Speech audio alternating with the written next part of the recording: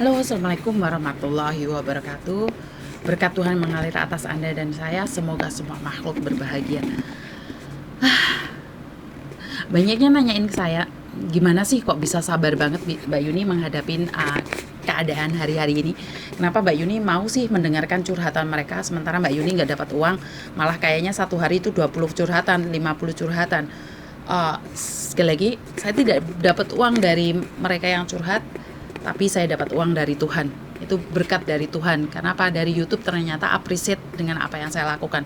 Saya berterima kasih sekali sama Tuhan karena berkat Tuhan itu terus mengalir atas kita yang berani dan mau melakukan kebaikan. Saya jelaskan di sini Mbak ya, kenapa saya bisa sabar sekali. Saya sama dengan Anda. Saya merasa saat kalian bermasalah itu, saya merasa bahwa itu adalah saya. Kenapa saya sabar banget menghadapi kalian? Karena itu merasa, itu loh saya dulu. Nah, di posisi seperti itulah saya dulu. Tapi saya dulu sendiri. Kadang saya berpikir kalau saat itu saya mengeluh dan ada orang yang mau mendengarkan keluh kesah saya, mungkin sampai saat ini saya akan mengingat mereka.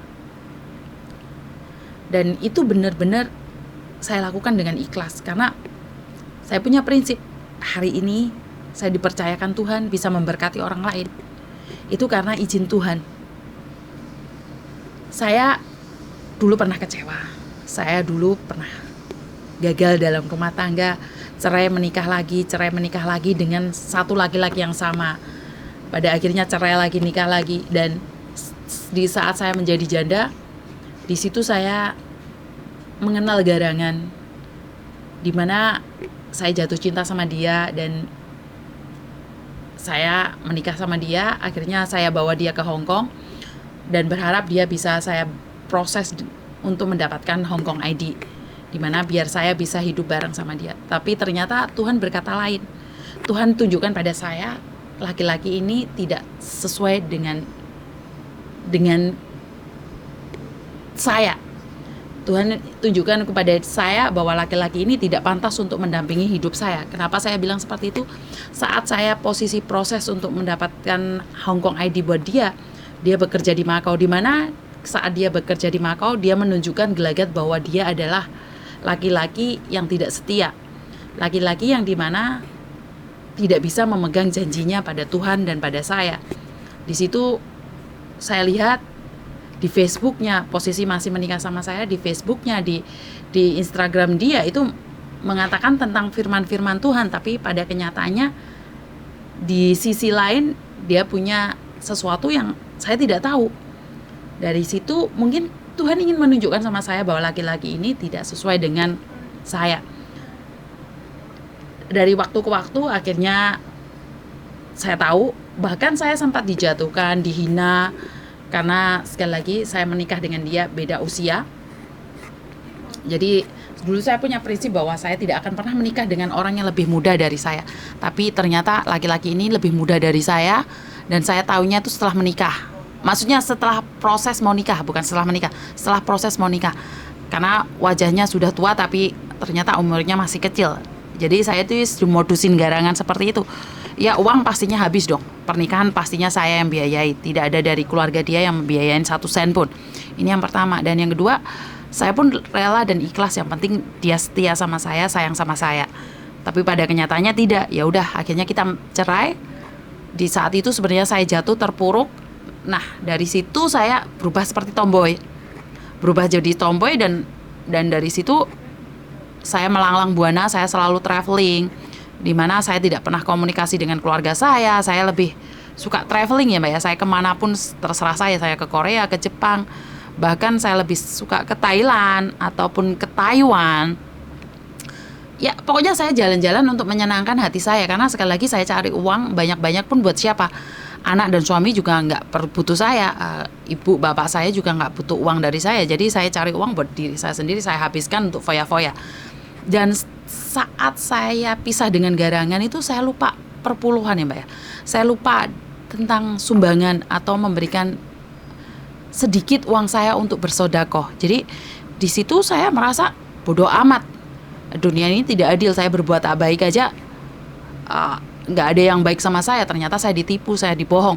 Makanya saya punya rasa kecewa yang begitu dahsyat. Dan saat itu saya tidak ada rasa terima kasih sama Tuhan. Saya tidak memberikan sebagian harta saya pada orang yang wajib saya berikan. Pada tahun 2018 saya ditegur Tuhan, dimana kaki saya itu patah total, Mbak. Kaki dengkul saya itu pecah kanan. Itu cuma jatuh biasa aja loh, Mbak. 3 hari sebelum saya terbang ke Korea. Jadi kaki kanan saya itu patah total. Jadi banyak yang tidak percaya bahwa kaki saya patah. Karena puji Tuhan kaki saya sudah balik walaupun tidak pulih 100%. Jadi kaki saya yang kanan tuh bisa dilihat itu jahitan semua, Mbak. Saya masuk rumah sakit 3 hari itu bukannya saya merenungi ya, Mbak. 3 hari itu saya mengutuk diri saya marah sama ibu saya, sama bapak saya, sama mantan suami saya, sama anak-anak saya. Saya selalu bilang, lihatin aku sekarang terjatuh ini. Kalian bisa membantu saya apa? Kalian merasakan apa? Dan saya juga marah sama nurse-nya itu yang ada di rumah sakit. Dan ingat loh, buat mbak-mbaknya yang pernah yang sakit di rumah sakit, jangan pernah komplain sama suster yang ada di rumah sakit. Gak dipedulikan kamu, Mbak.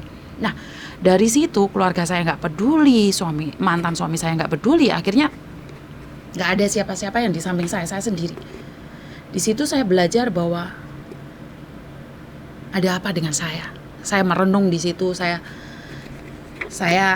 nangis saja sudah nggak bisa, Mbak. Soalnya wes air mataku ya sentek, kasarnya ngomong, kecewa aku wis ngepol. Masuk ke hari keempat, seharusnya saya operasi kaki saya. Tapi di situ saya divonis saya punya kanker getah benih.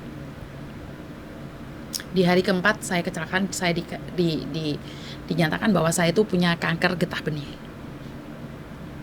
Dari situ saya sadar. Dari situ saya mengerti. Saat ini Tuhan benar-benar menegur saya dengan keras. Dan dari hari kelima saya mulai bersyukur dengan keadaan yang saya terima. Dengan kaki patah, dengan vonis kanker getah benih saya bilang sama Tuhan, ya udahlah Tuhan, saya akui saya kalah. Saya tahu selama ini kehidupan saya ini banyak nggak benernya. Ya wes tak terima yang pantum.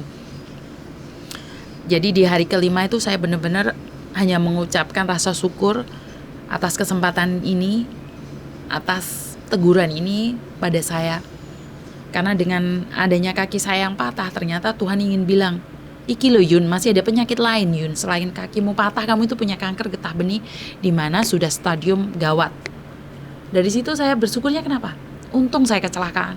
Seandainya saya nggak kecelakaan, kan saya nggak mungkin tahu kalau saya itu punya kanker getah benih, Mbak. Saya tuh nggak percaya kalau saya itu punya kanker getah benih. Kenapa? Karena setiap 6 bulan sekali itu saya itu donor darah. 8 bulan sekali itu saya donor darah. Nggak mungkin dong saya itu punya getah benih, itu nggak mungkin. Dalam logika itu nggak masuk menurut pendapat saya. Tapi ternyata Tuhan benar-benar tegur saya. Dari situ, Mbak, saya tuh benar drop sujud syukur sama Tuhan. Terima kasih Tuhan, kamu sudah mematahkan kakiku. Dengan begini saya tahu bahwa saya itu kurang bersyukur. Ternyata Tuhan itu masih sayang sama aku. Karena itu aku dikasih kaki patah dan divonis kanker getah benih. Dan kaki saya yang patah tidak bisa dioperasi sebelum getah benih. Getah benih nggak bisa dioperasi sebelum kaki patah. Nah, kan bingung dokternya. Saya apalagi lebih bingung lagi. Saya tidak tahu tentang semua ini. Akhirnya dokter memutuskan untuk operasi kaki saya. Jadi saya 2 bulan total ada di rumah sakit, Mbak.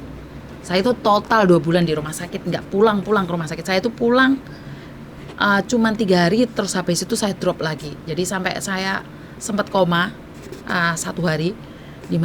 Gimana rasanya di negeri orang koma. Nggak ada siapapun yang besuk kita. Nggak ada siapapun yang tahu. Dan posisi saya kan janda. Otomatis saya tidak ingin memberitahu siapapun keluarga saya. Rasa syukur itu benar-benar saya dapatkan setelah dapat musibah. Kenapa hari ini saya lebih suka berbagi dengan kalian? Jangan sampai kalian itu ditegur Tuhan baru bersyukur.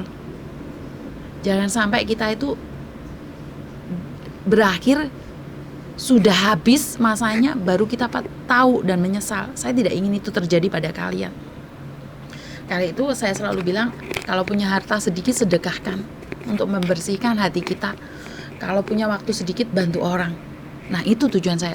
Jangan mudah emosi, jangan mudah terpancing, ben gak kena kanker. Karena kanker itu juga kan dari energi kita yang jelek, dari hati kita yang jelek, tumbuhlah kanker. Itu prinsip saya ya. Karena itu saya mencoba semampu mungkin, mencoba semaksimal mungkin untuk bersabar. Siapa sih Mbak yang suka dimarahin? Siapa sih yang suka dimaki? Saya tahu perasaan Anda. Karena itu saya menerima kalian curhat, saya menerima perasaan kalian, saya menerima emosi kalian. Karena saya tahu saat kita bisa meluahkan emosi kita, bukan kita membuka aib. Karena di situ tidak ada namanya siapapun ya. Jadi kita ikut lega ben gak jadi penyakit di hati. Dari situ kita belajar, oh ternyata di dunia ini ada yang seperti ini, seperti itu, seperti ini, seperti itu. Begitu juga dengan saya dan Anda. Jangan sampai ditegur Tuhan baru kita itu tobat. Benar tidak? Jadi kesabaran saya ini saya peroleh setelah saya ditegur Tuhan. Jadi jangan sampai sampean dan Anda punya masa lalu yang sama dengan saya. Saya tidak ingin kejadian yang menimpa saya itu terjadi pada kalian semua. Buat semua orang yang punya rasa iri, dengki atas orang lain, hilangkan Mbak. Daripada punya penyakit.